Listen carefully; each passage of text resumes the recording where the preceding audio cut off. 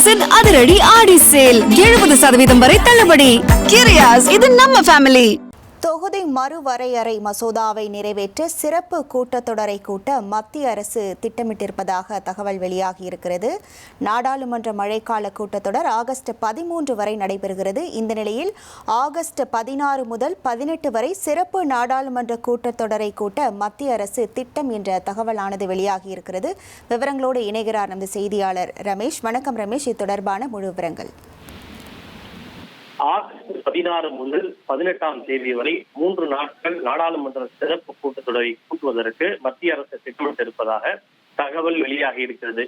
இந்த சிறப்பு கூட்டத்தொடர் எதற்காக வென்றால் மகளிர் இடஒதுக்கீடு மற்றும் தொகுதி மறுவரையறை மசோதாவை நிறைவேற்றுவதற்காக இந்த 3 நாட்கள் சிறப்பு கூட்டத்தொடரை கூட்ட மத்திய அரசு திட்டமிட்டிருப்பதாக மத்திய அரசு வட்டாரங்கள் தெரிவித்திருக்கின்றன.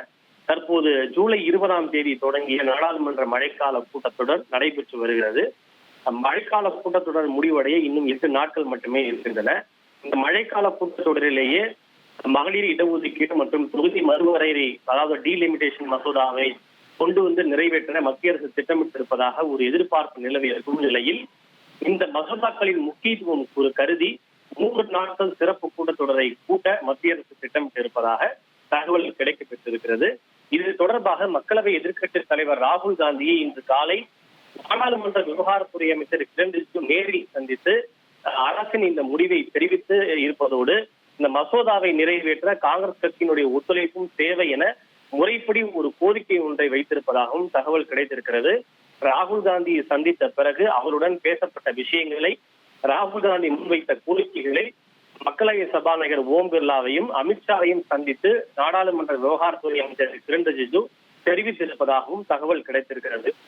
குறிப்பாக ஏற்கனவே கடந்த ஏப்ரல் மாதம் தொகுதி மறுவரையறை மற்றும் மகளிர் இடஒதுக்கீடு மசோதாவை நிறைவேற்ற ஏப்ரல் 16 18ஆம் தேதி வரை 3 நாட்கள் சிறப்பு கூட்டத்தொடர் கூட்டப்பட்டது நினைவிருக்கலாம். இருப்பினும் மத்திய அரசுக்கு போதிய பெரும்பான்மை இல்லாததால் ஏப்ரல் மாதம் கூட்டப்பட்ட சிறப்பு கூட்டத்தொடரில் அந்த மத்திய அரசு கொண்டு வந்த தொகுதி மறுவரையறை மசோதா தோல்வியடைந்தது.